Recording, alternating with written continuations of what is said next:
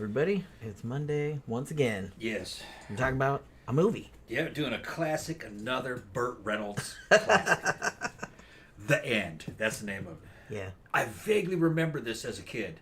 I remember I kind of vaguely remember. Like the trailer, and it's got basically an all-star cast. You know, fucking all of Burt's friends. It's got DeLuise. It's got fucking Sally Field in it. It's got a bunch of other people you'll Joanne recognize. Woodward is in it. The dude that played Fell is in Mr. it. Roper. Yeah, Norman Fell is in it. Myrna Loy is in it. Christy McNichol is in it. Yeah, Carl Christy Reiner McNichol. is in it. Yeah. Robbie Benson is in it. That's for right. like 5 minutes. That's right. But actually Carl Reiner's only in it for about 5 minutes too. Yeah. But yeah, it's kind of like an episodic. I want to say it's a bit episodic. Yeah.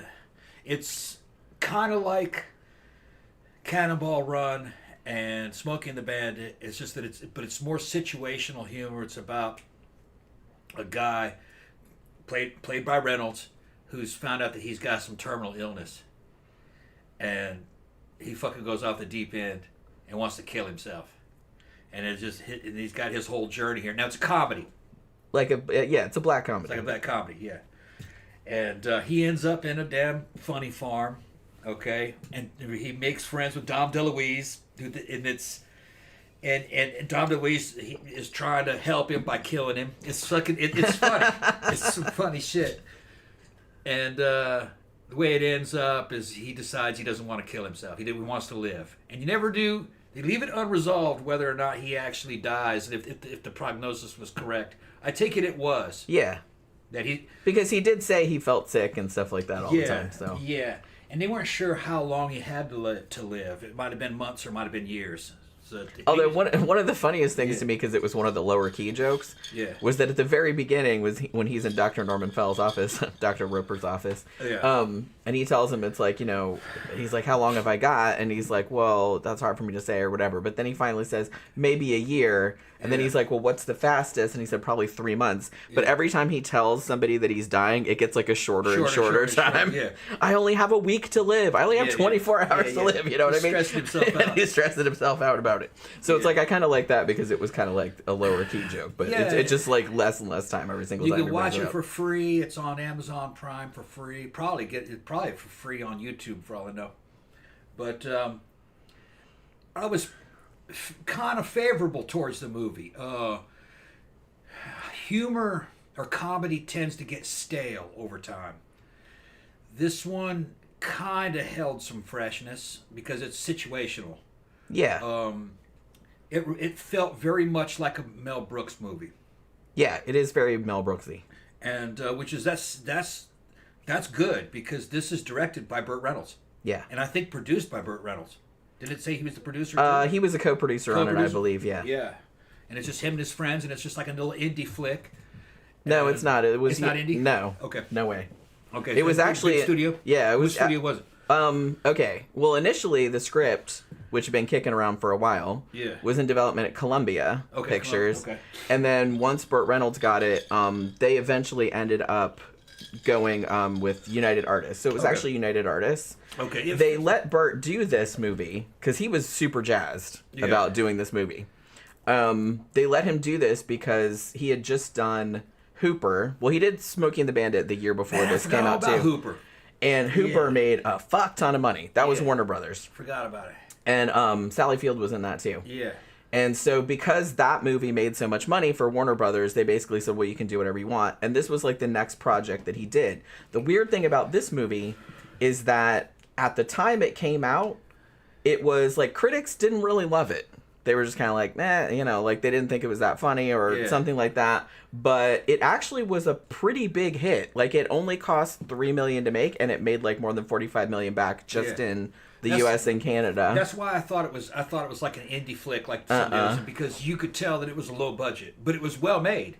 Yeah, I thought it was just like a real good indie flick. It was kind of like a passion project because Burt Reynolds was quoted as saying, it's like, you know, I don't really feel like a lot of comedies are funny, but it's like this script, it really like got his weird sense of humor, because this is a very, like I said, it is a very dark comedy because it's about, you know, offing oneself and terminal illness and everything like that. But I tend to like black comedies. I get that they're a harder sell, so I'm actually surprised that this was as big a hit as it was. Now, not all of the jokes land still. No. And a couple of the scenes I felt like they went on a little bit too long. But honestly, like, some of the shit in here was, like, fucking hilarious. Yeah, what's weird about it is that by today's standards, this is clean humor. I don't even think they ever threw an F word or even cussed. Maybe damn it. I think there, well, was there? No, there was some, I think he threw a couple. Okay. It was still swear words in there. Pretty clean humor. But a lot of innuendo. A lot of sexual innuendo and stuff. You had to read between the lines. Some of the scenes kind of felt like old school vaudeville. A bit, yeah. Kind of acts, which that's not bad. It's kind of dated by today's standards, but that was traditional humor at the time when they filmed this. But it still is entertaining. I think for me, what made it entertaining was that Burt's playing a very average dude. And a kind of a loser. Kind of an unlikable dude. Like, he's kind of a shithead. Cheats on his wife with some hookers and gets caught. He's kind of a racist. He's kind of sexist. Yeah. He's cheats in business. Yeah. Like, he basically, like, his whole real estate business is a scam. So he's kind of a shithead. Yeah. But I guess he's kind of a likable shithead. They're trying to make him likable because he's very flawed. Yeah. He's very flawed. So, and he's got a hot girlfriend, Sally Fields, who's 10 years younger than him, and she lives in a fucking rat's nest of a house. I think they were boyfriend and girlfriend in real life around this time. Okay, that's why she was in it. That's why the chemistry was good. Yeah, the chemistry was good between the two. So that's probably where boyfriend and girlfriend, because it doesn't feel forced. They feel like they're fucking. You know, and his wife hates him. Basically, she just totally ignores him. It's just cool shit happens, you know. And then finally, you fucking meet the fucking awesome Dom DeLuise in the fucking loony bin. He does a great performance in this.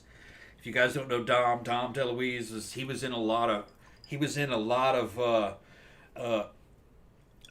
Burt Reynolds movies. They were friends in real life. And it's kind of funny that they were friends in real life because in many ways they're kind of opposites. Dom was kind of an overweight guy who was... His sexuality was kind of ambiguous even back in the day. You know what I mean? He was married and he had kids, but there was a lot of rumors that dudes were coming in the fucking tabloids talking about how they were hooking up with him. And the energy that comes off Dom was always to me, kind of bisexual, all right? And fucking, then you have him opposed to fucking Burt Reynolds, who's fucking very fucking straight. Very straight, kind of southern He-Man. And I think that's how he actually was. And they're both funny in this, and they play off each other real well because they're kind of like an odd couple. But what's great about it is that they were friends in real life. Yeah. You know, the fucking kind of interesting. You could feel that they like each other, that they're buddies. And all kinds of skits happen basically in this movie between those two, you know. There was a real good one where Burt's sitting up on the fucking balcony of maybe the third floor. Yeah. And he's trying to get Dom to kill him, and Dom's really trying to help him out. Okay, man, okay. That was one of my favorite scenes, actually. Yeah, he was sit down there, and I'll run at you, knock you off, you know. And there was a failed attempt, and then there was a second failed attempt. They couldn't kill him. It ends up with Dom running at him like that, jumping and trying to knock him off, but Burt accidentally moves out of the way and fucking misses him, and fucking Dom goes flying off and lands on the ground, and he goes, "Yeah, you're right. It wasn't high enough." Because first he's like, well, if I fall out the window, like, I'm going to break my ankles. Break my ankles, it's not high enough. And then he's like, well, I'll drop you on your head. And so he's going to drop him that way, and then, like, he chickens out. And it's just like, it's pretty fucking funny. It's kind of funny. Today, you would, it's kind of, I don't know. The humor in some ways is dated, but you could also say, well, it's also kind of classic. Yeah. It's kind of classic humor, you know. That goes all the way back to vaudeville. That kind of shit. Fucking Laurel and Hardy. Yeah. They were doing that kind of shit. I guess because it's a dark comedy, it gave me the slight, like, same kind of vibe as, Harold and Maude. Yeah. Because that was also kind of based around, suicide. Yeah. And, like, kind of making it funny. Yeah. So, although he was basically faking suicides. But so that was kind of like about death. But so it kind of gave me the same vibe as that, but like filtered through a Mel Brooks kind of sensibility. So we've kind of like been, and I guess a bunch of people have ever seen it. Like Tammy said, I loved this movie when I was a kid. I'm a year older than Tom. I never saw it. This is the first time I've seen it. My favorite part was when he decided he wanted to live and had to swim his way back out of the ocean. Yeah, and he kept bargaining with God, and the closer he got to shore, the less he was promising God. He's like, at first he was like 50%, then he's like 30%, and then 10%, and all this other kind of shit. Yeah. I was like, when he was out there in the ocean, because remember, like, near the beginning of the movie, when he's talking to his ex-wife, and they said something about his daughter, who's played by Christy McNichol. It's like, oh, she had a dream about the shark was going to get her again because he took her to see Jaws. And so I said, so when he was out swimming out in the ocean at the end, I said, oh my God, wouldn't it be funny if like a fucking great white shark came and ate him? And I thought that's what was going to happen. But that's not what happens. Apparently there was another, I don't know if they shot another ending, but the original ending was, I think, that Dom DeLuise was going to kill him. Because how it ends is like, well, okay. So as we said before, at the very beginning of the movie, you get, and it's funny that you said about The Odd Couple, because the guy that wrote the screenplay for this was a co-creator of the show The Odd Couple. Okay, yeah. He also wrote the screenplay for Close Encounters of the Third Kind, if I'm not mistaken, among many, many, many other things. So he was an accomplished writer. Yeah. Story writer. And like I said, the screenplay was written in 1971, but it was kind of kicking around for a few years with different studios, and a lot of studios didn't really want to do it because, like, obviously because of the subject matter. But finally, because Burt wanted to do it, because the funny thing about it is that Burt Reynolds is like, I think he even said something to the effect of, people think that I'm like the character from Smokey and the Bandit and stuff like that, but he's like, I'm actually kind of more like the guy in this movie. Yeah. He's like, especially at the beginning when he's like all crying and shit like that, like when he finds out about that he's dying and shit, and he's like crying in the elevator and everybody like leaves because they're all uncomfortable. It's like that kind of stuff. So he said he was kind of more like that, which is why he wanted to do it and why he thought it was so funny. So he gets this diagnosis, and then after like, the first thing he does is he goes to, he drives past this funeral that's going past the hospital, and he tries to pull up next to the fucking, the hearse and, like, ask the people, like, how did he die? How did he, like, and they're just, like, all flicking him off and stuff. And then your own business, that kind of shit. Yeah. And then, like, he goes to this church to, give a confession or something like that, and the priest in there is played by Robbie Benson. He was like who looks like he's about 15 years old. I mean, I'm sure he was older than that. In real life, he was probably about 18, 19. Yeah, but it's like, the joke is he looks super young, and he's like, he just got out of high school and decided he wanted to join the priesthood. And this poor kid is just so gay in this story. It's I don't know that. I always have, every time I see that dude, I don't, they never come out and say it, but he just, weren't they implying that, well, no, he did say he was into girls, too. Yeah. I think it was more like a hero worship kind of thing because he was so young. Yeah, maybe. And then when Burt Reynolds, like, and him go into the confessional, and Burt starts telling him about all the times he cheated on his wife, which was like 200 times, and he's like, wow. Like he was like impressed with it, That kid always kind of struck me as just being painfully gay, though. You know what I mean? Like, I'm not sure. I've only seen him in a few things. Yeah. So it's like... Ode to Billy Joe. Yeah, he was in that, and he was in that terrible movie that was on MST, City Limits, with Kim Cattrall. Yeah. I remember him from that. Like, he was gay and uncomfortable with it. I mean, maybe. Like I said, I don't know that much. I don't know what he was really like, but... Well, Hello There said, looks like Walt Disney threw up is my favorite line. When he, like, with all the fucking... Oh, yeah. He takes all those pills, and, like, he drinks the milk, and it's, like, spoiled. Yeah. And he spits it out. That's funny that people know this movie. Yeah, I feel like this is not one of his better-known ones. Yeah.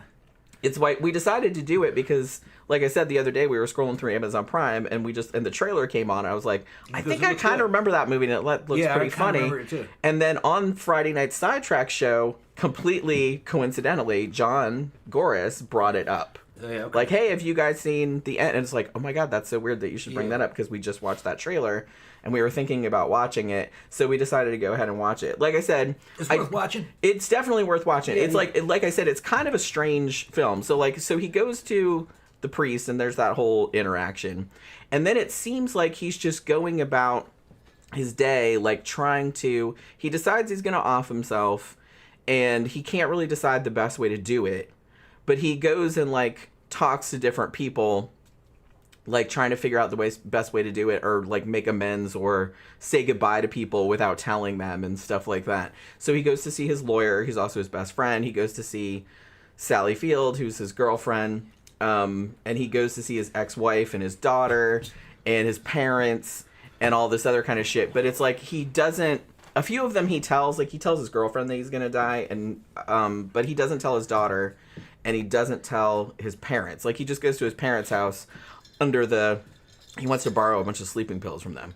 Because that's how he decides he's going to do, because he's really, really scared of pain, which is why he wants to off himself instead of waiting for the disease to take its course, because there's a pretty funny scene at the beginning where his doctor, who's played by Norman Fell, like, who's a really good straight man, and he's basically, like, talking about how, like, fucking horrible and painful and agonizing this disease is going to be, like, as it goes on.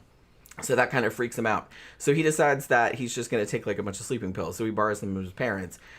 But it doesn't work out. Like somebody finds him or whatever, and he just wakes up in a mental hospital. And this is probably about, because I think some people complained that Dom DeLuise isn't in it until like, that's like the halfway point of the movie. Because Dom DeLuise isn't in it until he gets to because Dom, at first you think he's a doctor. Because he's impersonating one. He's has the coat on and everything, and he's like sitting there next to Burt when he wakes up. But then it transpires that he's actually a patient, and he's actually a paranoid schizophrenic who strangled his father to death many years ago. And he's a killer. So every now and then, like he'll make little asides, like he has like a split personality or something like that. But there's a big huge thing about him being Polish and him being picked on because he's Polish. Yeah, that's all forgotten by today's generations. It used to be that there's a whole bunch of Polak jokes. Yeah, I remember all those. Yeah, jokes about people from Poland. Totally out of style. Yeah, it's like I remember those when I was a kid. Yeah. And even then, it was kind of old hat. Yeah. You know, because I'm just like, what? They're busting the balls of Polish immigrants, and that was like after World War II. Yeah, where a lot of that shit came from. My stepmom is Polish. Yeah, but had a lot of them come here. Yeah, they weren't very mean spirited though. They were just basically how dumb the Poles were. Yeah, that was kind of the whole. But there's no evidence to support that the Poles were dumb. Well, no, but like I said, like why don't Polish women use vibrators? Keeps chipping their teeth. Okay. No, that's pretty funny. Yeah. He says a couple of them, like Dom DeLuise says a couple of them in it. Which I guess you can kind of do it in the movie because I don't think he's Polish in real life, but he played a Polish person. No, I think he's Italian. In this one, I think he's Italian, but he plays a Polish person in this one, and he's talking about all of this kids like telling all these Polish jokes. So they actually, the ones he said in there, I hadn't heard them before, but I heard a lot of them when I was growing up, but I hadn't heard those ones.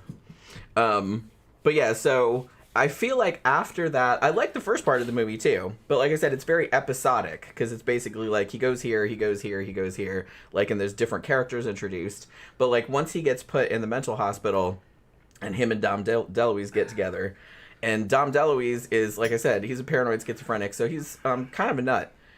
But he really wants to be loved, and he's just so excited that Burt Reynolds like seems to like him. He didn't have any friends, yeah. Yeah, because he doesn't have any friends. Yeah. So he decides that he's just bound and determined to help Burt Reynolds' character is named Sonny. I keep calling him Burt Reynolds, but but you know what I mean? Because he's Burt fucking Reynolds, you know what I'm saying? Playing himself. So he just decides because he's his best friend, like he's gonna help him. You know, he's gonna help him kill himself. So it's like, so there's nothing in, so Burt gets like really upset because there's nothing in the room that can help him, you know, like there's no mirrors, so you can't like break the mirror and like, you know, kept little glass shards or anything like that.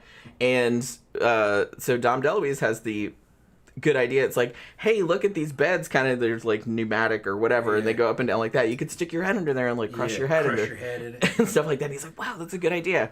So he tries to do that, but you know, he gets discovered like before he does it. So then like they take all the old beds out like because they're like, oh shit, like somebody found a new way to do that. So they had to like bring like all safe new beds in.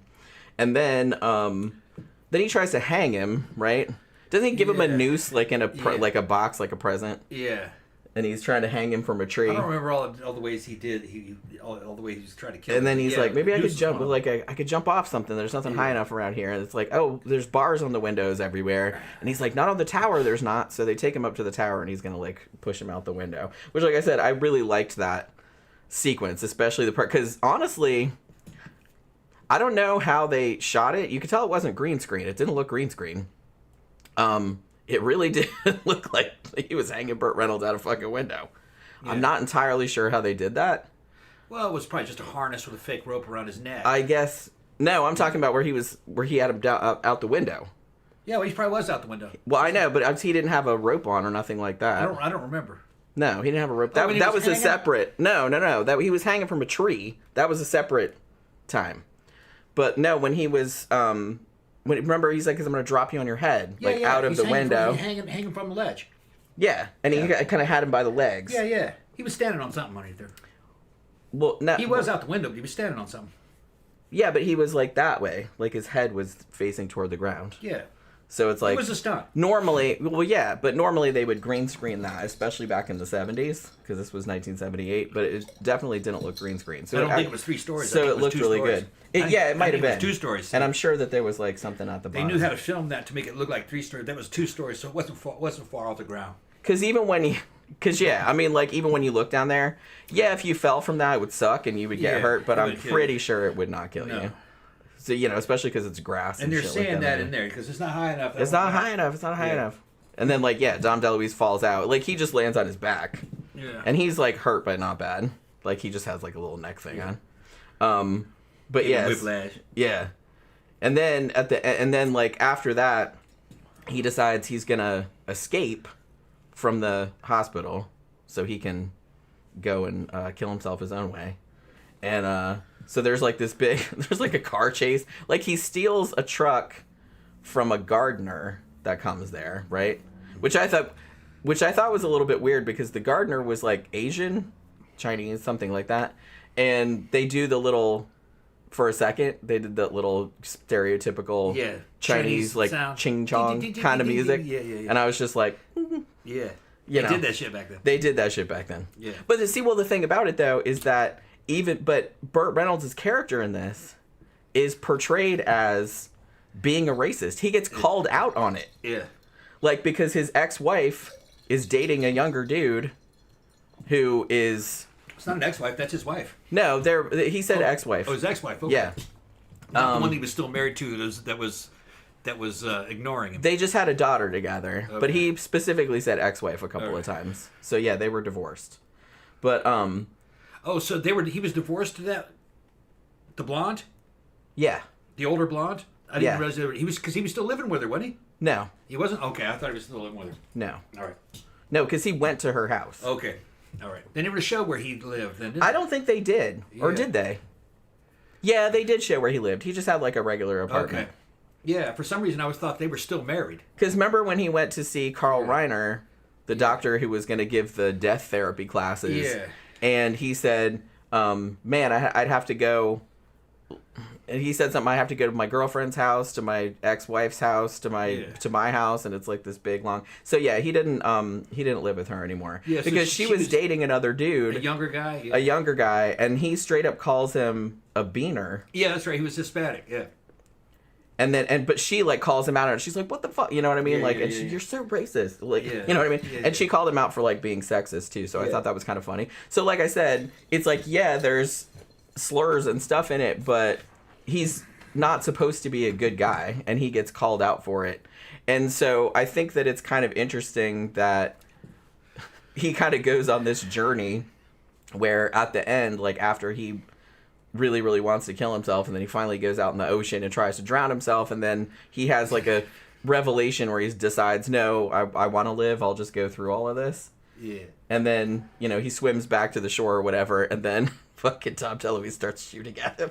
And it's like, I don't know, like I said, if it was me, I would have ended it with him getting eaten by a shark. Just because I thought they were going to do that because they made a reference to Jaws earlier in the movie. So I thought that was what I was like, oh, that would be clever if because they just had this throwaway line about taking the daughter to see Jaws. and how she was, like, traumatized by it. And I said, wouldn't that be fucking hilarious if he decided, I want to live, and then he was swimming, and then a fucking shark came and ate him, and then that was the end. I was like, that would have been so funny. But what they did... So he gets all the way back, and he's, like, exhausted and everything after bargaining with God or whatever, down to 10%. And he gets there, and then fucking Dom DeLuise shows up and starts shooting at him, but he misses.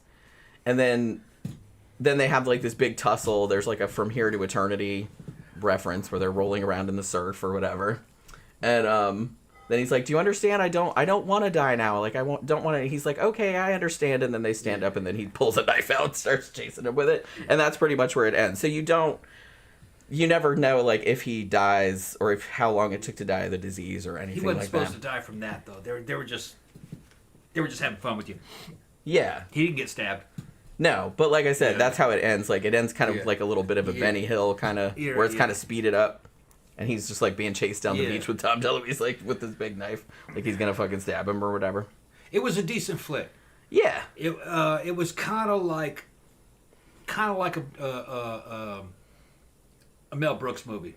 I would say that would be not quite as zany, but... Yeah, it had zany moments. Yeah. But it was mostly... The first half of it was actually fairly...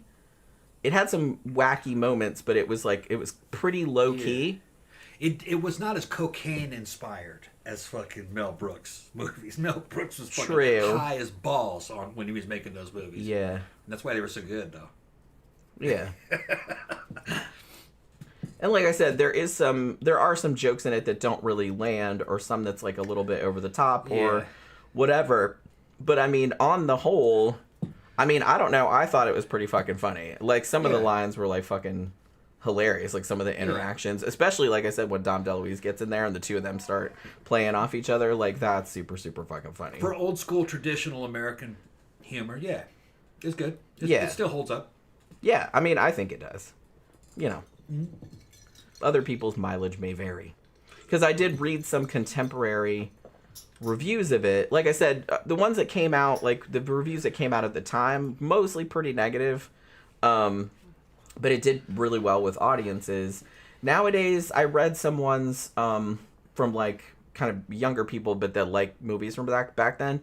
A lot of them actually really did like it, although one guy I read was like really, really into Burt Reynolds movies, but he really did not like this at all. Like, he didn't think it was that funny. So the thing about it is that it's a black comedy, but it's actually a feel good movie. What it's trying to do is it's trying to make the audience recognize mortality and to kind of like overcome it and go, yeah, we're all gonna die, but shit, live your life until it happens, That's part of it, and you don't have to be perfect. Like, most people aren't perfect. Yeah. And it's kind of like saying that everybody is kind of a comedic character. That you're kind of comedic. You know what I mean? Just that's what the movie. That's what I got out of the movie. Well, and the thing about it too is that, I mean, it would suck like getting that prognosis, like you only have a year to live. But one, that's just a ballpark. I mean, there's no way that you know of knowing, because some people they tell you, hey, you're gonna die in a year, and they'll die in 2 months, or some of them will die like 20 years from now. You don't know. Yeah. It's just like an average. And the thing about it too is that even if you didn't get a prognosis like that, I mean, you could go out tomorrow and get hit by a bus. So you know what I mean? You don't know. Doctor also mentioned that that he'd seen people go into remission and and live for a long time. There was a woman I saw when I was watching a thing on the Salton Sea. That a woman, she moved out to the Salton Sea to die because they only gave her 18 months to live. That was 10 years ago. Yeah. That does happen. She thought she went there to die, and it never happened. I mean, because she was an old woman. I mean, like I said, it's just all they can give you is an average. Yeah. So they're like, average. Yeah. This is how long people with this at this stage usually live. But obviously, some people are not going to live as long as that, and some people are going to live way longer. And then there's like some that are outliers that are going to live like a way longer time. And this particular woman, she had some kind of cancer, and I guess it went into remission, and she never died. Yeah, so you never really know. And she was like 75. Yeah, you never really know. And it was like 10 years before. So if she died at 75 or 76, that's still a pretty full life. Yeah. It's about when my dad died at 76, 70. Wasn't that right? 76, I think we were. Something like that. I don't really remember how old he was. Yeah. But Yeah, I mean, so this movie does have kind of like a hopeful message to it. Yeah. That, although I did like that, you know, you could try to say like he had some kind of redemption arc, because like I said, he was kind of a shithead. Did he have a redemption arc? But what I was gonna say, if you had let me finish where I was going, was that they don't really do that, because it's kind of like, yeah, he's kind of a shitty person, but you think like in a feel-good movie, then they'd be like, oh, he decides to become a better person, and he kind of seems like he's going to, but then when he's swimming back and he realizes he's gonna make it back, he's kind of going back on shit, you know what I mean? So it's probably he's gonna go back to being the way he was. Real life. That's why I thought that was kind of funny that they didn't really do the standard. No, he was still flawed. Yeah, he just decided he wanted to live until he died. Yeah, so I thought that was. Kill himself. So I thought that was kind of funny, and then like the little added thing of like Dom DeLuise popping up and like still trying to kill him because he was trying to help. You know, what I mean? He escaped from a loony bin after committing a murder, so they were after him, I guess. Huh? Dom DeLuise. Yeah, because they weren't on the loony bin. He was free. Yeah. They never really got into that. Yeah, so they didn't really say it, because, Dom DeLuise, he escaped from the loony bin, too. Yeah. And he was a murderer. Yeah. He killed his dad. He admitted that he was a murderer. Because I'm a murderer. Yeah. Yeah. He's actually a real likable character out of them all. Dom is actually kind of a good guy. Yeah. He's just mentally ill. You know, like he can't really help it. He can't help it, yeah. And if the stuff that he says about his dad is true, it's like you don't really feel that bad, because his dad kind of sounded like a piece of shit. Yeah. So you're just kind of like... was fucking beating him up and abusing him again. And making fun of him and stuff like that. So you're just kind of like, I could see that happening. But so he's like sympathetic. Yeah. But if you have Amazon Prime, this is on there for now. If you're into 70s cinema, if you like Burt Reynolds and you haven't seen this one, or you like the black comedies, this one was actually like pretty fucking entertaining. We may watch another Burt Reynolds movies. I want to see Hooper. Yeah, I totally forgot about that one. Because I remember that one was like really successful. I remember being on cable. I don't remember ever watching it though. I probably saw it because I feel like I saw most of the things they showed on cable back then. It's just that I don't really remember Burt Reynolds, Southern classic. What happened in it? A Southern classic. Yeah, we'll see where we might go off on another Burt Reynolds tear. And I don't ever think we saw Cannonball Run 1 and 2. No, I mean I've seen them before multiple times, but I haven't seen them recently. Yeah. Like I think we did Smoking the Bandit 1 and 2, I think. But we didn't get around to the Cannonball Run movies. No. And we haven't done Hooper. You're right, yeah. So, but we just saw this one scrolling through, and I was like, that looks pretty funny, and I like black comedies. So, like I said, it was pretty fucking entertaining. Some of the humor is slightly dated, but I don't think it's that big of a deal. I don't really know what younger people would think of it, but you know what I mean? It's different for us because we grew up in this era, so we kind of know the score, but... It's familiar when you see it. You're going like, oh, I remember that. I remember those days. Yeah. So, so there's that. All right, so we are gonna wrap it up for this evening. Go get some sandwiches, or whatever. Be sure to come by on Wednesday night for our regular show. Should be another kind of I was gonna say fun, not really fun, but it'll be like another soul crushing one. We're doing female Nazi prison guards. That'll be there are some real fucking winners in there. So we're gonna be talking about some of those bitches on the next show. So hopefully you guys can join us on Wednesday. So have a good rest of your evening, you guys. Have a good day tomorrow, and we'll see you guys again on Wednesday night.